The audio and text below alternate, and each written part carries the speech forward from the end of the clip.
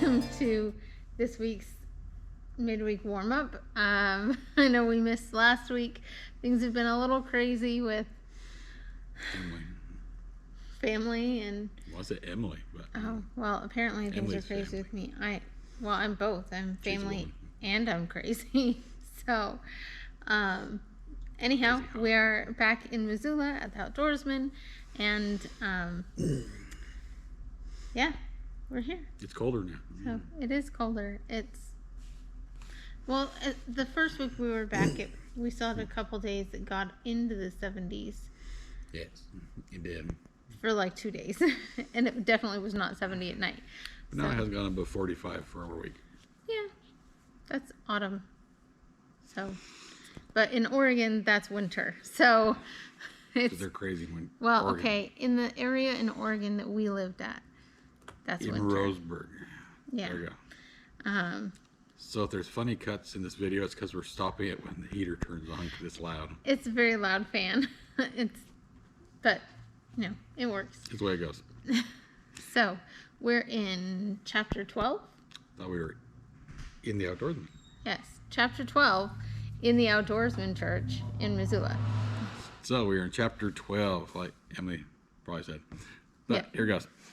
Then Job answered and said, "No doubt you are the people, and wisdom will die with you. But I have understanding as well as you. I am not inferior to you. Indeed, who does not know such things as these? I am one mocked by his friends, who called on God, and he answered him. The just and blameless who is ridiculed. A lamp is despised in the thought of one who is at ease. It is made ready for those whose feet slip. Tents of robbers prosper, and those who provoke God are secure, and what God provides by his hand. But now ask the beasts, and they will teach you, and the birds of the air, and they will tell you. Or speak to the earth, and it will teach you, and the fish of the sea will explain to you. Who among all these does not know that the hand of the Lord has done this? In whose hand is the life of every living thing, and the breath of all mankind? Does not the ear test words, and the mouth taste its food? Wisdom is with aged men, with length of days, understanding. With him are wisdom and strength. He has counsel and understanding. If he breaks a thing down, it cannot be rebuilt. If he imprisons a man, there can be no release. If he withholds the waters, they dry up. If he sends them out, they overwhelm the earth. With him are strength and prudence. The deceived and the deceiver are his. He leads counselors away plundered, and makes fools of the judges. He loosens the bonds of kings, and binds their waists with a belt. He leads princes away plundered, and overthrows the mighty. He deprives the trusted ones of speech, and takes away the discernment of the elders. He pours contempt on princes, and disarms the mighty. He uncovers deep things out of darkness, and brings the shadow of death to light. He makes nations great, and destroys them. He enlarges nations, and guides them. He takes away the understanding of the chiefs of the people of the earth, and makes them wander in a pathless wilderness. They grope in the dark without light, and he makes them stagger like a drunken man." Yeah. Very happy. We were talking about there's this, it's called a chiasm, I guess. Just the way that in Hebrew things are contrasted to make an emphasis or to make a point. So he's making an emphasis in that, okay, first of all, he's telling his friends, you're no smarter, you're no more wise, you're no better than I am. And in fact, all of creation knows that God is in control. All of creation knows that God can do whatever he pleases. Well, not only that, he also says here again that I am not inferior to you, but I am the just and the blameless who is ridiculed. So he's once again affirming his innocence, even though his friends have just spent however many days saying, "You're a loser. You're getting what you deserve." Yeah, in very harsh ways, but maybe they're American. Maybe. I just think it's interesting the way that he talks about everything knows that God is in control. Every creature that, people we look at like, well, that's just a stupid donkey, or that's just a stupid sorry, that was not intended pun, but kind of. Anyhow, it's just kind of an arrogance that we have sometimes that we think we're so awesome that we know this thing or that thing, or we've uncovered some truth. But all of creation knows that God is in control and God can do whatever he wants. And we should be more humbled than anything to be at the point of understanding that, not puffed up and arrogant and condemning of others. And then in verse 13, it kind of contrasts. Yeah, it does. I'm talking too much. Go. I got distracted reading the little side notes. But anyway, so in verse 13 to 25 is where it's talking about the chiasms that Bella's over there. So confused today. She came in and interrupted us a minute ago. Anyway, that Emily was talking about, and it's the whole AB formula throughout this entire thing where Job goes and says, so we have this thing happening, and then there's this. And it's over and over again. Every verse has an AB chiasm in it. And that is Oriental poetry at its core, which you might say, well, this is Hebrew, not Oriental. Too bad it is Oriental by definition. Yeah. So the Middle East is still considered East as far as historically speaking. Well, actually, the Middle East is the basis of the Orient, and what we call the Orient today is actually the Far East. Yeah. Not the Orient, because Orient is actually Hebrew for shitters. Center. Interesting. I didn't know that. Yeah, it's one of those weird things you'll find out. So anyway, we have that going on here. And so you have Job basically trying to make a defense, saying the entire world, all of creation knows God is in control. Mm-hmm. How can you presume to know what God has to say better than the world does? Yeah. And he's not talking about the world as far as people. He's saying the rocks, creation. The trees, the stars, the whole universe does so. And then verses 13 through 25, he goes on to say, this is why mankind is failing at things. So back here in the beginning of verse 12, or chapter 12, it says, no doubt you are the people, and wisdom will die with you. He's basically saying, yeah, I'm acknowledging you guys know what you're talking about. Okay, that's good. And then he rebuts them. But he says, yep, but I have understanding as well as you. I'm not inferior. And that's something that people run to all the time today. Like, how old were you when people started listening to you? I think I still encounter issues with that. Our children, that's a different thing with your children listening or not listening. That's a different thing. Okay. And we're back. Okay, so people listening to you. I still sometimes struggle with it. I think especially people who knew us when we were younger have a hard time looking at us and feeling like we have anything pertinent or helpful or new to add to a conversation. Much less that we can know more than they do about things. Yeah. Which is not to say that we feel like we know everything, because we don't. There are lots of subjects that we know. So I used to say this all the time, that I know a little bit about a lot of things, but I don't know much about anything. I know a lot about a lot of things. Not everything about anything. Yeah. So. Not even Emily. Yeah, it's a complex subject. Very complex. No, it's not. Ever changing. I'm very simple. Not like a donkey. Anyway. Like a rock hyrax. So we've had a dear friend of ours needed some encouragement this last week, and we were sharing some dad jokes, and so that's kind of just been how my brain is thinking recently. So no hoverboards. Yeah. Or concrete. Don't mix them together. Okay. It's like deer and driving. Bad choice. Okay. Anyway, so basically he's going through saying, I know what I'm talking about. You need to listen to me.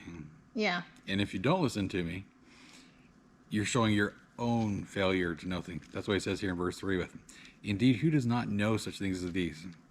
Say, everyone knows this. This is common sense.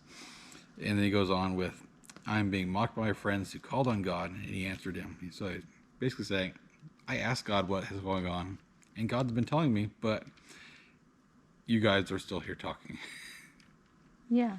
So that to me sounds like he has some sort of affirmation or confirmation that he is innocent, that there isn't anything that he's done wrong, and he still doesn't understand, okay, well, if I am innocent, why? Yeah. He has some knowledge of what's going on, but he doesn't understand the whole celestial scenario going on in heaven right now. He doesn't know that he's being basically Tested. targeted to be an example for the entire rest of civilization throughout time. Yeah. Which, that's a big set of shoes to fill. Well, I would say it's a big responsibility, but it really comes down to the responsibility wasn't his. It was Ben Parker's.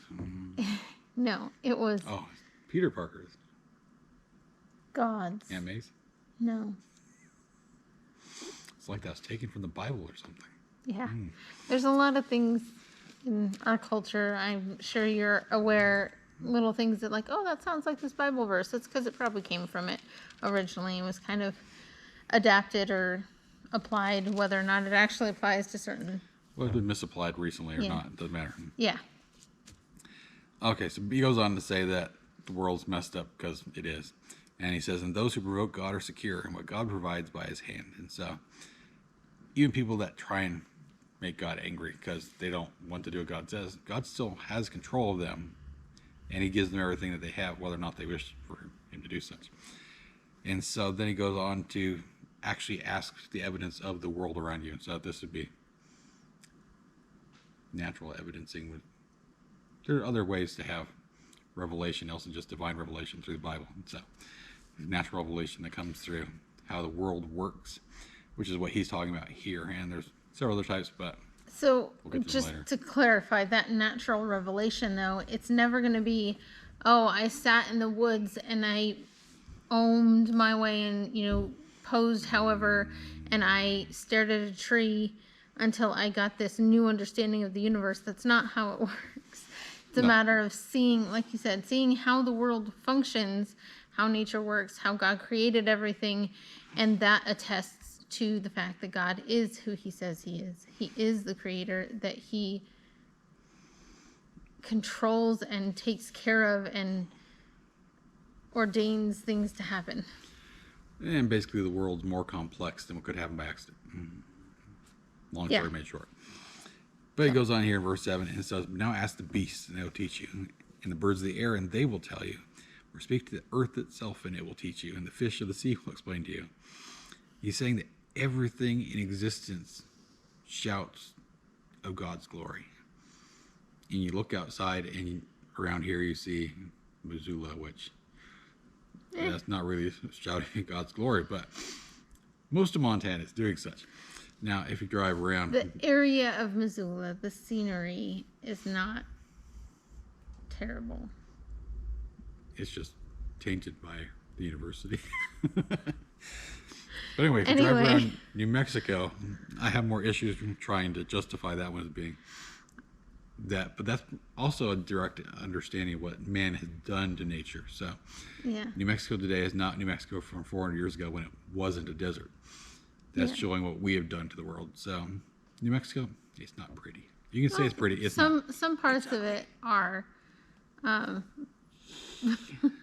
Some parts of it are really pretty, and there are things that are still beautiful about it because of God's stuff. Centipedes this long. No, obviously not Scorpions. those things. You're focusing on the bad things. Tarantulas. It says in, and now I can't remember the Illegal reference. immigration. Undocumented workers. It's not God's. Well, it is God's creation. That would be mankind messing things up. Yes. As we were saying before Emily went off the track. If there's anything good, if there's anything pleasing, if there's anything holy, there's nothing left. Set your mind on those things. So don't think about New I think Mexico. that's Philippians 4:8. It's not New Mexico. Think about Montana. Much better. Eastern Montana is not a whole lot different than a lot of New Mexico. It's still better than New Mexico. Because there's no sales tax, for one thing. But anyway, it goes on verse 9 and says, who among all these does not know the hand of the Lord has done this? We have people all over the place arguing now that it's natural processes that created everything. So how about you go outside and get in your car and think about the natural process that made that engine, or the computer that runs it, or the radio that you're listening to Howard Stern on your XM Sirius radio. Why would you listen to? I don't know. Anyhow, Because you can. Because you want to offend yourself by listening to it. the idea is that we can look at a truck, or we can look at an airplane, and we can say, clearly someone had to make that, because it couldn't just, like, the metal couldn't just come together on its own and function. Or your computer or phone that you're watching this on right now. Yeah. So I don't know. Sometimes I think that we just miss the signature of God in creation, in all of creation. Just that the way, like you said, the way that creation is so complex, and the way that we function, the way that even our biology functions, all of those things shout that somebody designed it, because it could not. There's no time that you can fabricate enough to make all of that happen. Sorry, that might be a complete aside. I don't know. But not really. I'll be quiet. I spent enough time with little kids to know that no matter how many paintings or drawings to make, you will never see the Mona Lisa. It's not going to happen. And that painting is really small and insignificant compared to Emily, a masterpiece of God. He's sucking up really intently today. Intensely. I don't know. She was gone all day yesterday. She didn't like me anymore. Obviously, I like you just fine. Just like Joanna more. That's not true.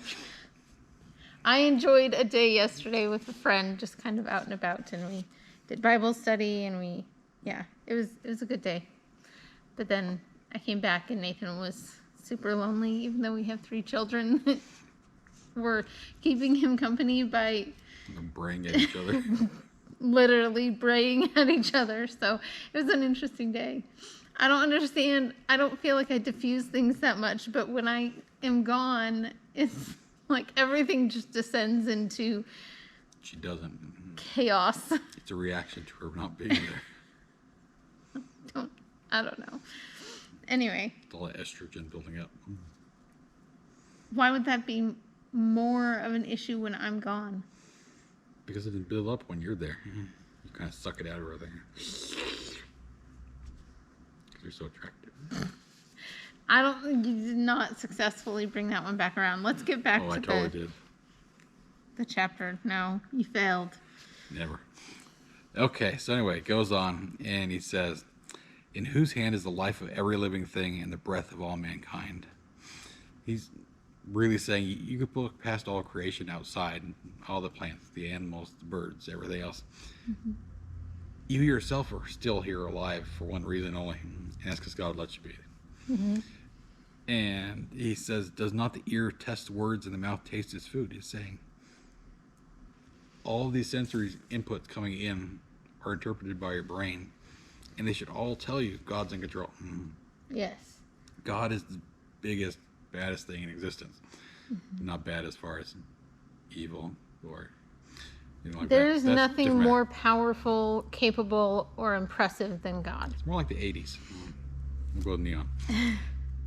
And he goes on from there, just go into the chiasm. So it's with him wisdom and strength. He has counsel and understanding. He breaks things down. It cannot be rebuilt. If he imprisons a man, there can be no release. And this is another 12 verses of, if God does it, it cannot be undone. Mm-hmm.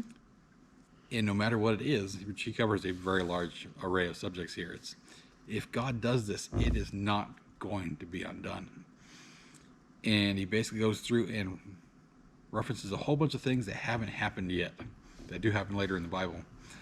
And it's not really a direct reference to those things as far as like foreshadowing for them, but he's already saying the fact that God's in control of these things even when they do happen. Mm-hmm. Because like right here in 23 it says, he makes nations great and destroys them. Well, Israel became a great nation. It was the reigning world power for hundreds of years until they stopped doing what they're supposed to, and then God said, bye-bye. Yeah. And they went away Well, for 2,000 years. and then even the end of that verse, the other half, he enlarges nations and guides them. He is the ultimate authority. He is the one that is steering things and blessing, and I guess, again, like you said, and I think it's the first chapter of Job, God is the one who gives and God can take away. And who are we to, accept good things from God and not the bad things? Like, I guess that is just another acknowledgement of God is in charge, period. Yeah, in verse 24, it talks about that also. He says, it takes away the understanding of the chiefs of the people of the earth and makes them wander in a pathless wilderness. And so, if you're looking at that, you can think, okay, that makes sense, but where does that apply in the Bible? What do you think? I don't know. You don't know. No. Which verse is it? 24. He takes away the understanding of the chiefs of the people of the earth and makes them wander in a pathless wilderness. So, to some extent, that seems almost foreshadowing of the Jews coming out of Egypt and having to wander in the desert.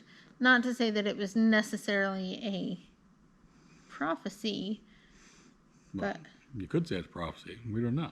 Obviously, there's more than one fulfillment of this because obviously the first one you should come to is 40 years wandering through the desert. Because it says in Deuteronomy chapter 1, it was an 11-day walk from Egypt to Israel. 11 days turned into 40 years. Of wandering around in a 40-mile area. I don't think that it was that they were lost. I used to No. wonder. They were told they can't go in, and they were going to die if they did. And so they wandered around until they died. And then God said, okay, you can go in now. Yeah. They weren't lost. But it's, like it says here, makes them wander in a pathless wilderness. Mm-hmm. There was no path they were on, except by the end of 40 years, they probably knew pretty well where they were. Yeah. But they were in the wilderness, not inside cities, not any place civilized. They were out wandering, Intense. being fed quail and manna. That's got to be bland. But not only that, another time that this comes into place is with Nebuchadnezzar later on, because he was the chief of the strongest empire on the planet, which is the Neo-Chaldean under Babylon. Mm-hmm. And he basically tried to stand up to God and say, no, I'm the best. Make a giant statue of me because I'm cool. Bow before me. And God said, no. How about you act like a donkey for a decade and go eat grass? And he did. If that's not taking away understanding, I don't know what is. This is a complete aside and not really relevant, but apparently there was a guy at a gas station where they also have like Western wear and tack and stuff like that. And they have a feed shed with hay. And apparently one day towards closing, they went outside and there was a guy out there eating hay in the hay shed, and they had to Taste him.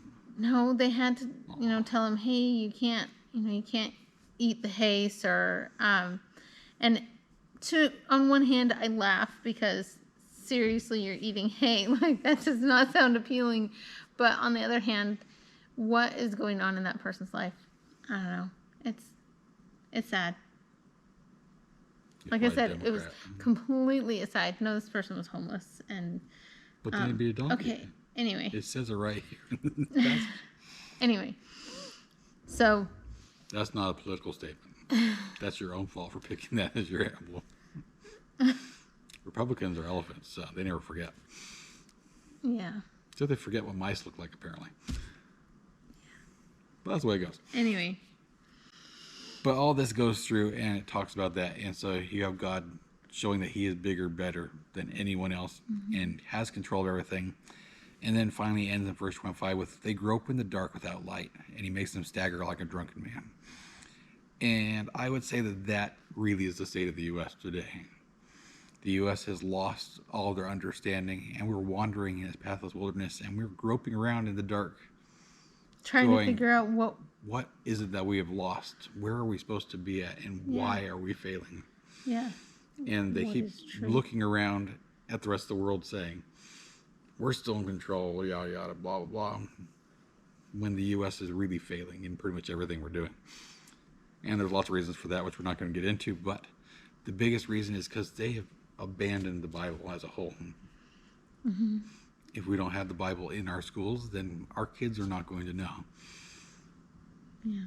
And I know you don't want to get into it, but the breakdown of families, and really it comes down to God ordained and set in place the family unit, and he gave us his word, and the things that he put in place are supposed to guide us and direct us. And when we completely throw those aside or say, no, we know better, that's exactly what Job is talking about, is that we can think we know, but God is still in charge. God is still infinitely more wise, infinitely more capable, and God is God. God is God, and we're not.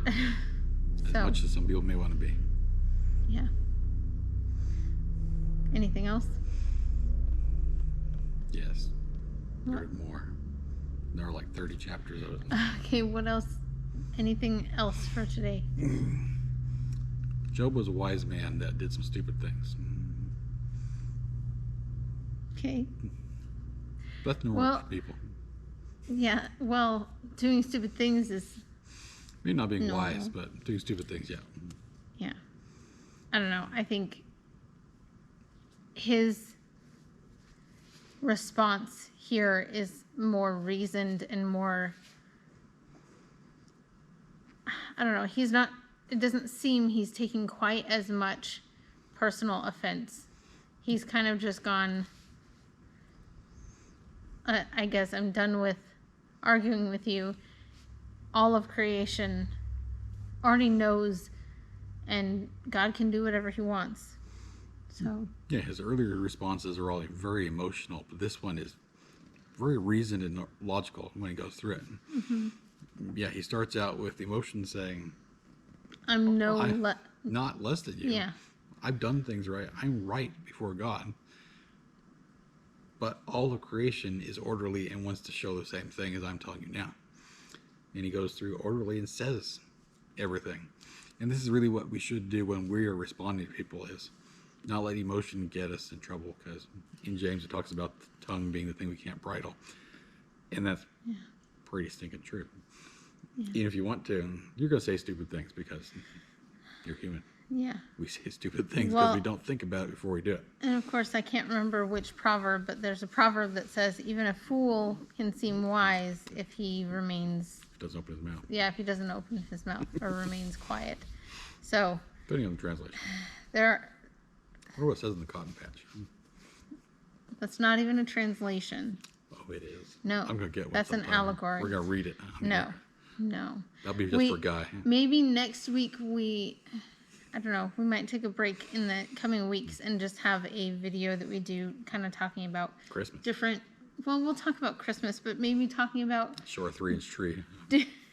Like, woo, put a little gold sticker on top. Yeah, or a fireplace. Anyhow, we might do, I guess, if you all think it would be useful or interesting or beneficial, we could do a video or even a series on cheesecake, different Bible translations and what the differences are, pros and cons, that sort of thing. Yeah, so just let us know. Prison. He's still in dad joke mode. It's her fault. So, yeah, well, a little bit. So, I think that's all for today. Yeah, it might as well be. Okay, we'll all go of ahead our and pray then. Craziness. Let's pray and... Pray for us. Pray for me. Dear Lord in heaven, thank you for this day, and thank you for Emily, who's amazing and wonderful. Thank you for your word and everything that you've given us through it, and just for understanding, getting to know you better. Just ask you to be with all the people that are listening and watching, and just use these words to give them understanding, help them make it through their days as they go forward, and just continue to provide for all of our needs. We thank you for everything you've done. In your wonderful name I pray. Amen. Thanks so much for joining us, Will. And thanks for sticking through to the end. I know it was a little Amazing. rough. So we'll see you next week. That's what the dogs say when we lick the tree. Bark.